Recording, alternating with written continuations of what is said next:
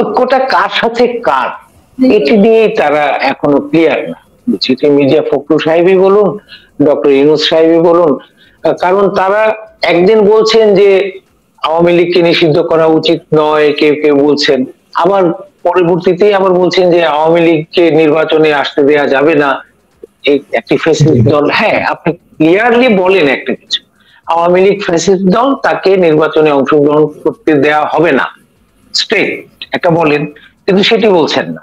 আবার আওয়ামী লীগ ফ্যাসিস্ট দল হলেও তাকে সকল রাজনৈতিক দল যেরকম সুবিধা পাবে, নির্বাচনে অংশ নেওয়ার যে সুযোগ পাবে সেই সুযোগ নিয়ে মানুষ যদি তাদেরকে প্রত্যাখ্যান করে, করবে। আপনার মনে আছে নিশ্চয়ই 90-এর আন্দোলনের সময়, 90-এরটাও আমরা বলি গণ অভ্যুত্থান, এরশাদ সরকারের পতনের পর এরশাদের জাতীয় পার্টি কি নির্বাচনে অংশ নেয়নি? তাদের বিরুদ্ধেও কিন্তু তাদেরও অভিযোগ আছে, কারণ তাদেরকে নির্বাচনে অংশ নেওয়ার ক্ষেত্রেও সমান সুযোগ দেয়া হয়নি, তাদেরকে রেডিও টেলিভিশনে বক্তৃতা করতে দেয়া হয়নি, ইত্যাদি ইত্যাদি অভিযোগ জাতীয় পার্টির পক্ষ থেকেও তখন করা হয়েছে। কিন্তু জাতীয় পার্টিকে কি নিষিদ্ধ করা হয়েছিল? জাতীয় পার্টিকে নিষিদ্ধ করা হয়নি, তাদেরকে নির্বাচনে অংশ নিতে দেওয়া হয়েছে। একবারও বলা হয়নি যে এই দলটি নির্বাচনে অংশ নিতে পারবে না। মানুষ তাদেরকে সুযোগ দেন, মানুষ তাদেরকে প্রত্যাখ্যান করুক, মানুষ আওয়ামী লীগকে প্রত্যাখ্যান করুক, সেটি একটি বিষয়। আরেকটা বিষয় হচ্ছে যে আপনি যদি মনে করেন যে না, আওয়ামী লীগ ফ্যাসিস্ট দল, সেই দলটিকে কিছুতেই রাজনীতি করতেই দেয়া যাবে না, যেটি শেখ হাসিনাও এর আগের সরকার প্রধানও বলতেন যে বিএনপি অগণতান্ত্রিক দল, গণতন্ত্রে বিশ্বাস করে না, সুতরাং এই দলের তো রাজনীতি করার অধিকারই থাকা উচিত নয়। ঠিক আছে, উনি অধিকার নেই না বলে বলতেন যে উচিত নয়, অধিকার থাকা উচিত নয়। তো সেটিও হতে পারে যে এই সরকারও বলছে যে তাদের উচিত নয়। এখন উচিত নয় আর তাকে সুযোগ দেবেন কি দেবেন না, সেটি দুই বিষয়। হ্যাঁ, আর যখনই আপনি তাকে বাদ দেবেন, বাদ দিতেই পারেন, বাদ দেবেন, তখনই প্রশ্ন আসে যে জাতীয় ঐক্যটা তাহলে দেশের কত জনগোষ্ঠীর কোন অংশের মধ্যে হচ্ছে। এটি চরম বাস্তবতা হচ্ছে আমাদের দেশের সবচেয়ে বড় দুইটি দল হচ্ছে বিএনপি এবং আওয়ামী লীগ, এবং দুটি দলেরই অলমোস্ট 30% প্লাস মাইনাস যদি বলেন মানুষের সমর্থন আছে। এমনকি গত কিছুদিনেও আপনি দেখেছেন যে বিভিন্ন জায়গায় যে জরিপ হয়, সেসব জরিপেও এই একই রকমের তথ্য এসেছে যে দুটি দলেরই 30% আশেপাশে জনসমর্থন রয়েছে। তাহলে কি আপনি এই 30% জনগোষ্ঠীকে বাইরে রেখেও ঐক্যবদ্ধ হতে চান, জাতীয় ঐক্য করতে চান?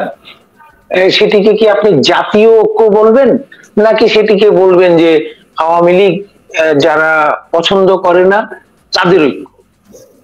সেটি আগে আপনাকে ঠিক করতে হবে যে কাদের ঐক্য আপনি করতে চান। আপনি যদি পুরো জাতির ঐক্য করতে চান, তাহলে আপনার পুরো জনগোষ্ঠীকে, পুরো জাতির পুরো জনগোষ্ঠীকে নিতে হবে।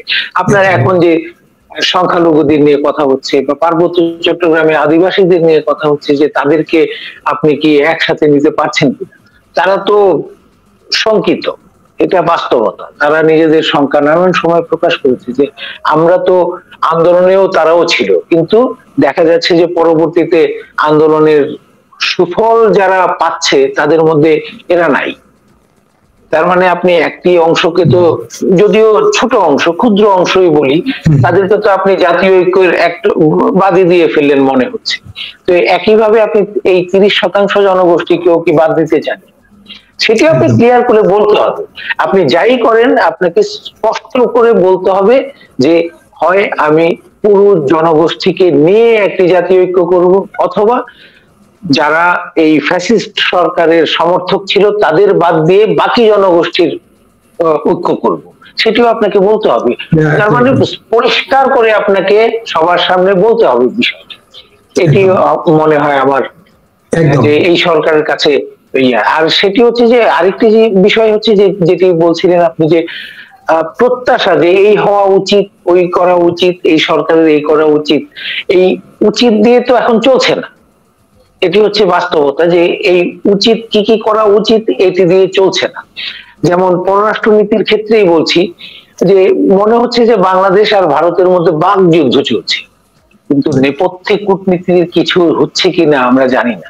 আমি ভারতীয় প্রচার মাধ্যম, যে গণমাধ্যম, তাদের যে আচার আচরণ কখনোই পছন্দ করি না। কারণ তাদের একটা উদ্দেশ্যই আমার অতীতকাল থেকেই মনে হতো যে তাদের উদ্দেশ্য হচ্ছে যে কোনো দুটো পক্ষকে ঝগড়ার মধ্যে লাগিয়ে দেওয়া।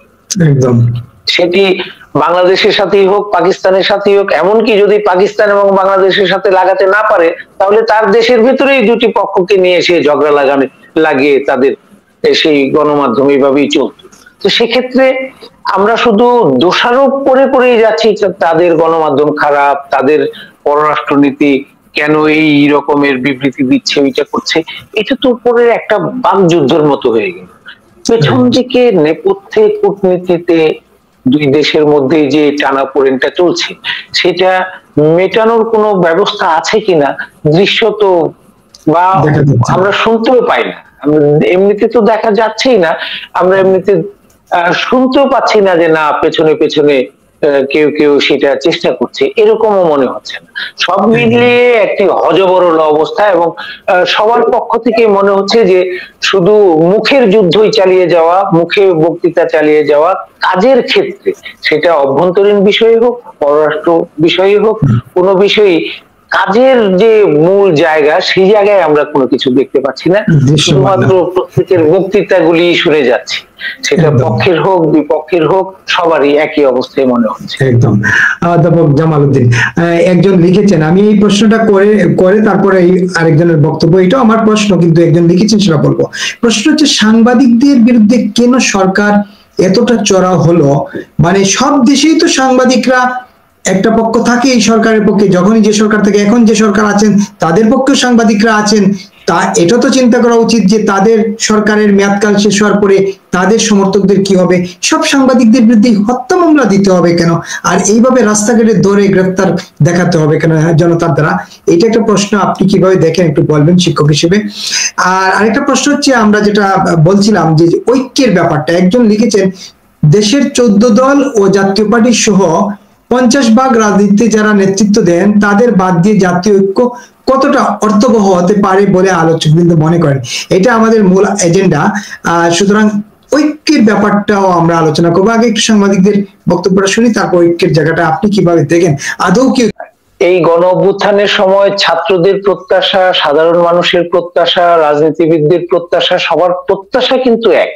প্রত্যাশার ক্ষেত্রে একটি জাতীয় ঐক্য আছে, সেটি হচ্ছে একটি সুন্দর বাংলাদেশ গড়ে তোলা, যেটি বিগত বছরগুলিতে ধ্বংস হয়ে গিয়েছিল। ধ্বংস শব্দটা আমি ব্যবহার করছি, কেউ কেউ হয়তো আপত্তি করতে পারেন যে ধ্বংস নয়, এটির একটি অবক্ষয় হয়েছিল। এই অবক্ষয়টি তো হঠাৎ করে হয়নি, বা শুধু 15 বছরেই হয়েছে তা বলবো না, 15 বছরের আগে থেকেই এই অবক্ষয় শুরু হয়েছে, 15 বছরে সেটি আরো বেশি হয়েছিল। সেটি যেমন একটু আগেই বললাম যে আওয়ামী লীগ বা বিএনপি যাদের জনসমর্থন 30% মতো, সেই বিএনপি কে তো আওয়ামী লীগ সেই অর্থে রাজনীতি করতে দেয়নি। এটিও তো বাস্তবতা যে 30% জনগোষ্ঠীর প্রতিনিধিত্ব করে একটি বড় রাজনৈতিক দল, তাদেরকে মাঠে নামতে দেওয়া হয়নি, তাদেরকে আমরা সাদা বাংলায় যেটি বলি দৌড়ের উপর রাখা, তাদের দলীয় নেতা কর্মীদেরকে দৌড়ের উপর রেখেছিল আওয়ামী লীগ। এটিও সত্যি, মামলার উপরে রেখেছিল, এক একজনের বিরুদ্ধে কয়েকশো মামলাও ছিল, এরকম আছে।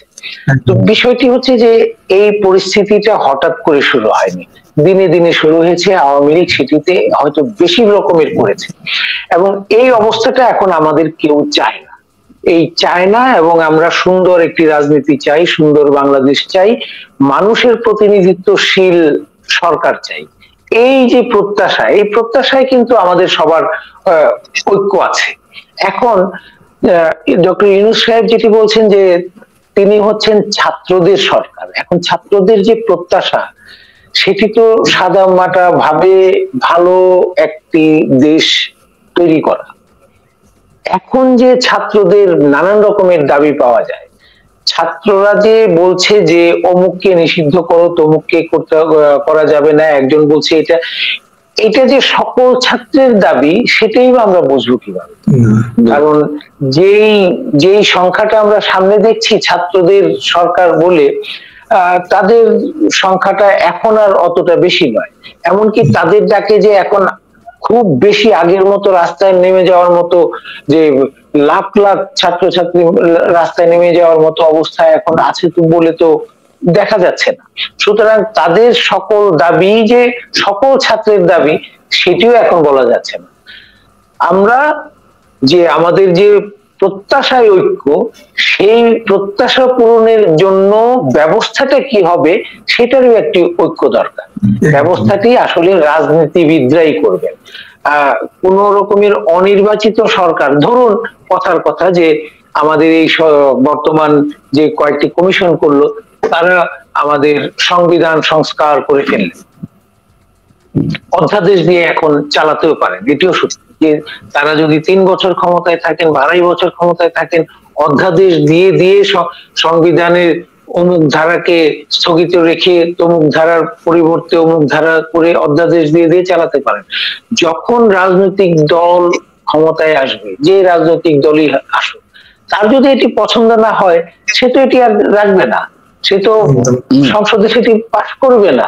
সুতরাং এই অনির্বাচিত সরকার তো সংবিধান সংস্কার করতে পারবে না। তারা সর্বোচ্চ সুপারিশ দিয়ে যেতে পারে, যেটা হওয়া উচিত যে এভাবে যদি আমি দেই, তাহলে এভাবে যদি আমার সংবিধানটা এরকম হয়, তাহলে আমাদের যে প্রত্যাশা, আমাদের যে সুন্দর বাংলাদেশের প্রত্যাশা, এভাবে পূরণ হতে পারে। তো এই